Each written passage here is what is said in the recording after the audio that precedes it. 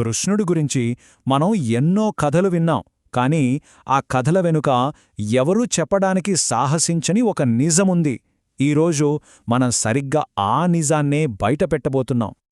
ఆయన్ని వెన్నదొంగ అన్నారు, రూల్స్ అస్సలు పాటించడని అన్నారు, చివరికి ఇతరుల భార్యలతో నాట్యం చేశాడని కూడా అంటారు.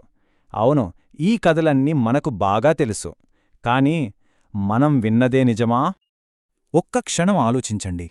ఒకవేళ ఈ కథలన్నీ ఒక భయంకరమైన, అందమైన నిజాన్ని దాచడానికి వేసిన ఒక తెర అయితే, మనం చూస్తున్నది, వింటున్నది అస్సలు నిజం కాకపోతే? ఈ వైరుధ్యం ఉంది చూశారా? అదే అసలైన రహస్యం. అసలు కథ ఇక్కడే మొదలవుతుంది. ఈ విషయంలో శ్రీ స్వామి శివానంద ఏమన్నారంటే, ఆయన జన్మించలేదు, మరణించలేదు, తన యోగ మాయ ద్వారా కనిపించి మాయమయ్యారు. ఇది కేవలం భక్తులకు, యోగులకు మాత్రమే తెలిసిన రహస్యమని కూడా ఆయన అన్నారు.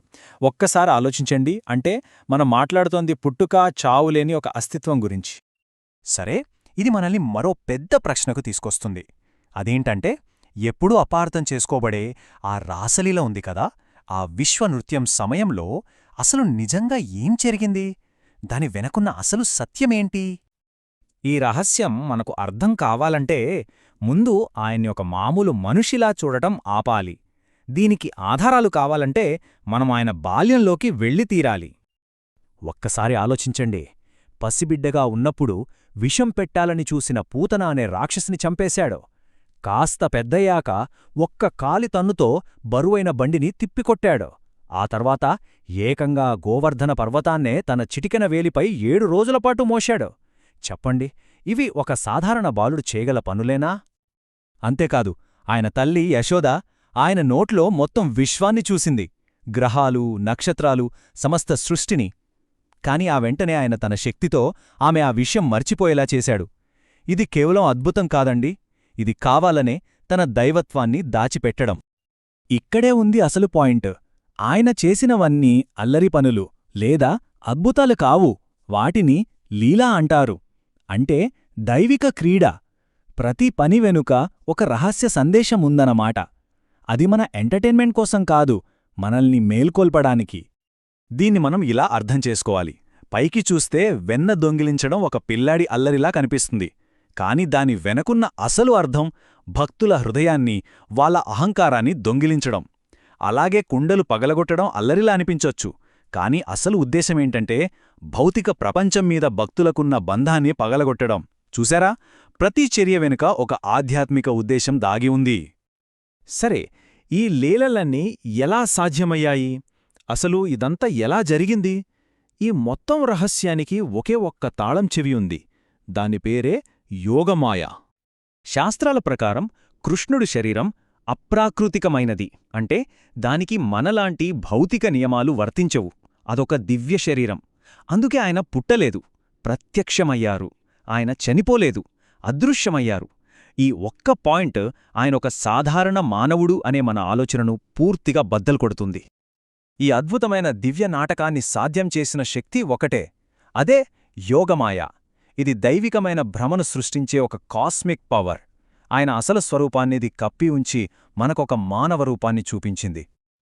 ఇలా అనుకుందాం, ఈ విశ్వం మొత్తం ఒక పెద్ద రంగస్థలం. ఆయన ఒక దైవిక నటుడు. ఆయన చేసిన ప్రతి పని ఆ నాటకంలో ఒక భాగం. మరి ఆ నాటకం ఎవరికోసం? మనకోసం. మనల్ని మేల్కొల్పడం కోసమే ఆ నాటకం. యోగమాయ అనే శక్తి ఆయనకు ఆ పాత్రను పోషించే శక్తినిచ్చిందన్నమాట. సరే, ఇప్పుడు మనకు యోగమాయ గురించి తెలిసింది కదా. ఈ కొత్త అవగాహనతో మళ్ళీ ఆ రాసలీల దగ్గరికి వెళ్దాం.